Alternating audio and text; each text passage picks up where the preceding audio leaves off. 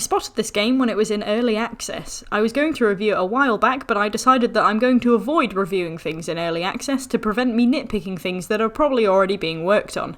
I thought that trying a game about physics would be fun, since I absolutely bombed my AS physics exam. For anyone that doesn't know what an AS level is, it's called an Advanced Subsidiary Level, and it's taken at age 17. I tried to look up the US equivalent, but apparently you don't have one. You don't sort of have finalising exams at age like 17, 18, or it depends what state you're in as to what you have to do. I think your closest equivalent is a high school diploma from the looks of things. Anyway, we're not here to learn about the education system, we're here to learn about physics. Or kind of. It's supposed to be pseudo-educational, and it sort of is, but the game flip-flops from giving you the answers straight out to go in this other room to figure out how things work. I went for the direct approach of, I think I know what I'm doing, so let's shove some stuff in slots until it works. My technique was pretty sound, and later in the game when there were 3 slots and 3 things to put in those slots, it got incredibly easier, since if it didn't work the first time, there were only a couple more ways to try before you got it right. It turns out my vague knowledge of circuits actually came in pretty useful. The story of the game is that Kirchhoff, some dude who loves circuits, is mad about the fact that no one likes science or is good at it, and so forces you to go through circuitry tests to learn about it and prove you're not incredibly dumb, whilst giving you constant running commentary about how dumb you are. Graphically, the game is about as basic as it gets, and there's a bit of texture loss, clipping and such involved. The game does lag a bit. The worst time for this is the level switches. It looks like one door should close and the other one open straight after the other one closes, but instead one door closes, the game freezes for a couple of minutes, and then the other door opens. The object physics is good in general, though it would be ironic if a game about physics had poor physics.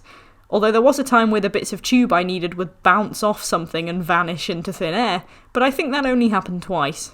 The voice acting is okay, maybe a little bit lacking in enthusiasm, but otherwise fine. And the second voice was basically like the Google Translate voice, so obviously not a person.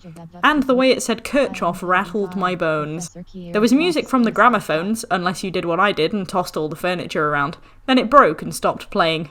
That was decent, just classical piano kind of stuff. Otherwise it was just the sound effects. They were quite loud, but it wasn't awful. The controls were generally okay, the mouse was really sensitive, but the walk was quite slow. I went for the recommended speeds on the main screen. You can alter those, so I suggest maybe halving or going 75% on the recommended mouse sensitivity and upping the walk speed by another 50% maybe. That should hopefully balance it out a bit better. The puzzles started off with more work needed to build them, then as the game went on, it became a bit more about using the components right rather than building the circuit.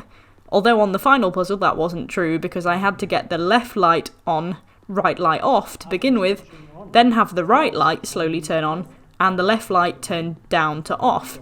However, the game accepted the right light turning on and it didn't bother waiting for the left light to go off, it just let me have it. But hey, I'm not complaining. Otherwise, the puzzles did what they were meant to without any problem. The game's got a bit of comedy and character, but in general it's pretty basic, and it functions as a game well enough to not be considered bad. It doesn't look like much, it's patchy and rough, but it can take out 45 minutes of your day, maybe up to an hour if you get long mid-level stutters like I did, and give you a chance to test your knowledge of circuits.